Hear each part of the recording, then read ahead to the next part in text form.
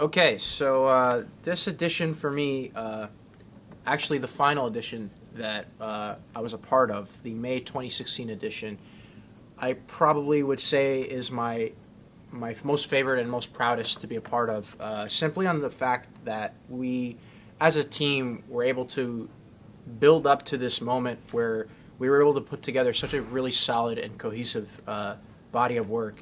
We had really, really important stories that were not getting the coverage that they needed, that we were finally capitalizing on, and we did it in such a fashion that was really, I think, stuff that students would get awards for at regional award ceremonies. Like, the goal as a journalist is to get the truth of a story.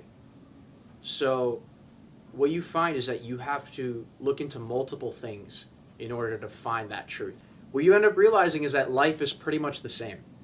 What you want to do in life, who you want to associate yourself with, all of these things, it comes through trial and error. And that, you're almost like your own investigative journalist in finding out what your truth in life is. And that, to me, has been like the most valuable experience as a journalist, because you start applying that to your life. Like, what is truth? What is my truth? You know what I'm saying? And as a kid, I didn't really have that notion. Nobody really taught me that. So in a way, journalism taught me that. Journalism, in a way, was like a teacher to me. So this is the infamous computer that many layout editors had to unfortunately call their home base to get their work done. Myself, I had to fill in for one of our co-layout editors for the spring semester, and had to work with my fellow co-layout editor, Genesis Fuentes, and we literally had a lot of blood, sweat, and tears go into this thing, and lots of late nights, and loss of hair, and just stress. But overall, we were able to just put things together, which I sometimes don't even know how we were able to pull it off.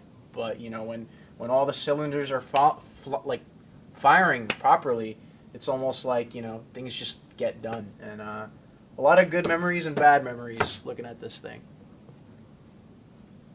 You can't have a functioning free society without journalism, period. Because once the journalism disappears, freedom of speech disappears. When you have no more freedom of speech, you don't have the ability to think even for yourself anymore. Now your institutions tell you what to think. Hence why journalism is especially important now. It's been more important than it ever has been before. So I think that journalism must not, should not, and cannot be overlooked, because in my opinion it is arguably the most important public service for not only the United States but just free democracies as we know it. Because quite frankly, if journalism dies, then I think that our run as being this beacon of freedom and acceptance and having the Constitution and all those things will fall by the wayside. We cannot do it without a free and independent press.